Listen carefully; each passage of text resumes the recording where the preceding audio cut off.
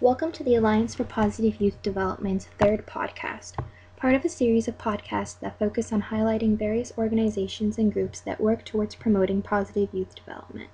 This month, our podcast is highlighting the work of the Delta Project, a project that promotes youth learning to love themselves unconditionally. Loving yourself unconditionally is an important building block that the APYD initiative believes will help create an overall golden generation. To learn more about our Golden Podcasts and the APYD initiative, visit us at www.siskigroup.org/APYD or follow us on Twitter at ideas4youth. Theresa, a member of our National Advisory Council, was kind enough to take time out of her day to talk about the Delta Project and their amazing work with domestic violence prevention. Theresa explains to us how the Delta Project works with young men in order to help eliminate abusive behavior in relationships and stresses the importance of youth loving themselves unconditionally. Hi Theresa, could you please explain a little bit about yourself and expand on the goals or objective of the Delta Project? Sure. My name is Theresa Keel, and I live and work in Madison, Wisconsin, within Dane County. I am part of really exciting federal grant through the Center for Disease Control, CDC, to do work that seeks to prevent intimate partner violence related to adolescents. So 14 states across the United States have this Delta grant, and it's administered through the coalition, so our local Wisconsin Coalition Against Domestic Violence. And 4 counties in Wisconsin have this grant. So collaboratively, I mobilize people in my community to create programming that's appropriate and relevant for adolescents, specifically for adolescent males, to support and empower them to make good choices when choosing relationships, to understand the connection between expressions of masculinity and expressions of violence, and how we as a culture really need to unlearn the norms around the use of violence, and specifically the use of violence in relationships. Okay. Why is it so important for young people to learn to love themselves unconditionally? What I've seen success in my work is young people, and specifically young adolescent males, ages, I would say 13 to 21, having an opportunity to come together in a circle format with other young men to examine the lessons that they've learned about masculinity and how a lot of those lessons have been about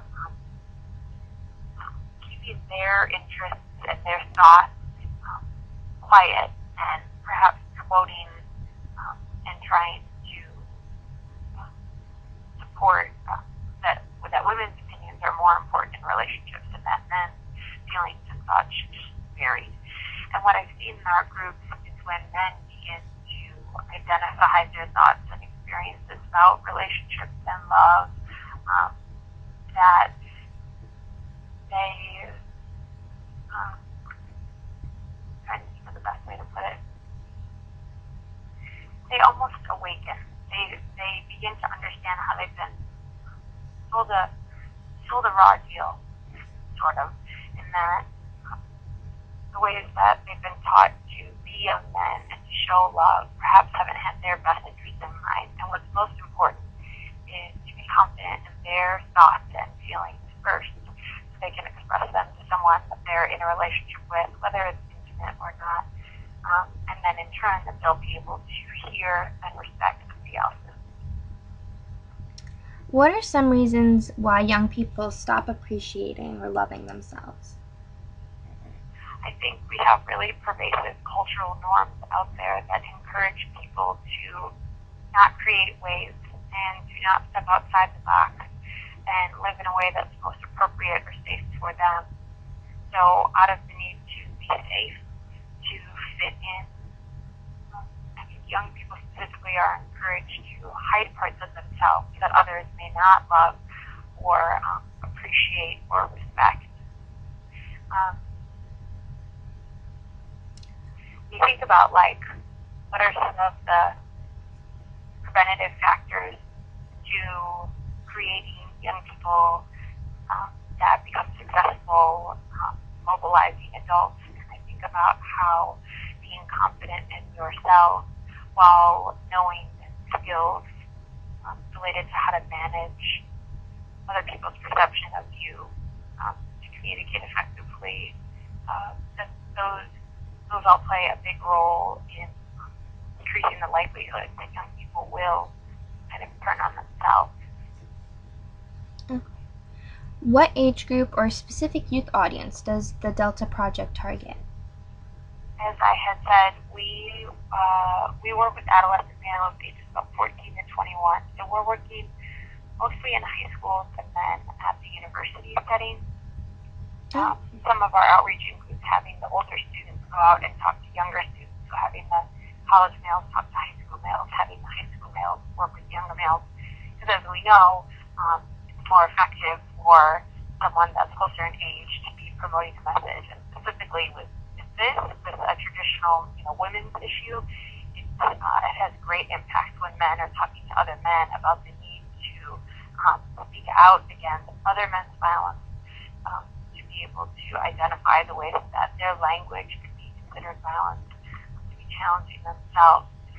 And we don't target any sort of specific young men because, as I have been perhaps more sort of alluding to, all young men, all young women do receive messages about what it means to be male, and certainly different identity markers play into how that definition actually looks, and what those normative behaviors and attributes are.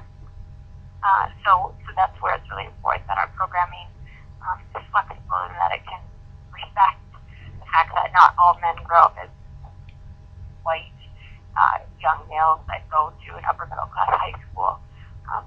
And so it's been really exciting to have lots of opportunity to learn about the ways that conversations should be conducted differently or similarly depending on young men's other identity markers. What are the best practices or unique aspects of the Delta Project? So the unique aspect is there's not a lot of primary prevention work happening around intimate partner violence. And when I say primary prevention, I mean most communities around the nation are going out and doing outreach in schools to young people about dating violence and sexual assault, but it tends to be targeted at women. It tends to be ways that they can protect themselves rather than a conversation about equipping young people with skills for how to respect themselves, love themselves unconditionally, and then in turn be prepared to cultivate and foster loving, safe dating relationships. What's unique about it is that it's community-based.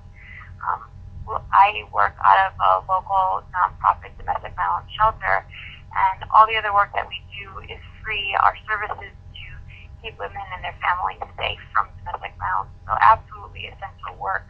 But how this is different is that it's not a service. I won't just go into a school and provide this group, but what we do is cultivate meaningful, sustainable, respectful, accountable partnerships with people with ideally adult men from within the community, school setting, the community center where we're doing our groups, so that the young men are participating in a group that's co-facilitated. They're seeing men and women share responsibility, share conversation, share power in that group setting, and that it's not about me or the other facilitator, but it's really about the group learning together and, as I was saying, unlearning some of those important messages together.